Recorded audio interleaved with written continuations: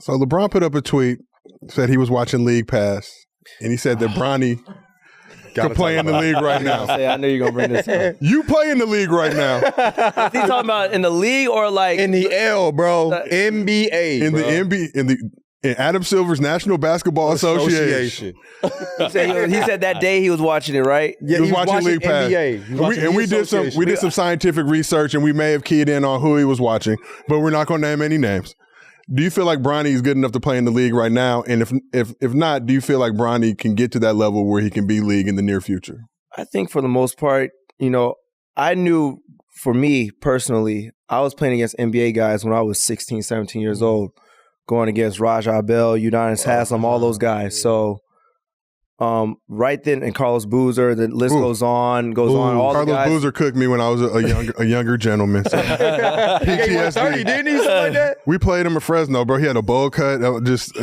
Before the what's that? Big ass Alaskan with a bowl cut, and he's built like a grown man at that point. I'm still baby fat, trying to figure it out, and like you got to guard him. Like, come on, dog. But sorry. Also, who else? Rasul Butler, R.I.P. Yeah, the legend. We had guys that were prolific guys in the league. So, I mean, playing against those type of players, 16, 17, junior, senior in high school.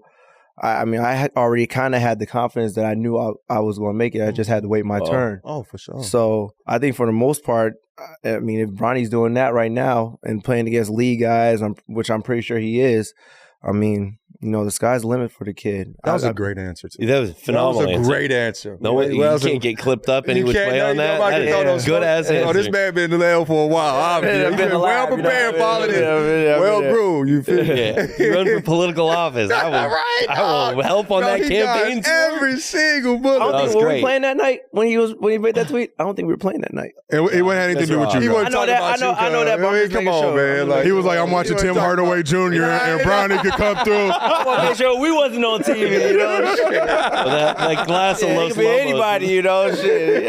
That was a plural statement. Right. LeBron James talks about like he wished he didn't name his son after him because of the shadow that carries. Mm-hmm. Do you understand that sentiment? I mean, I understand where he's coming from, but I mean, your son's going to have to, build his own legacy. For sure.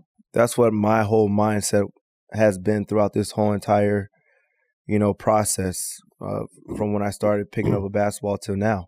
So I think I'm doing a damn good job of it, just creating my own legacy and just making sure when I'm walking around, they say that's Tim Hardaway Jr. That's not Tim Hardaway's son, just, that's like a big deal to me. So when you see me in the street, say I'm Tim Hardaway Jr., not Tim Hardaway's son. No, all seriousness though. But I mean, I think it's great.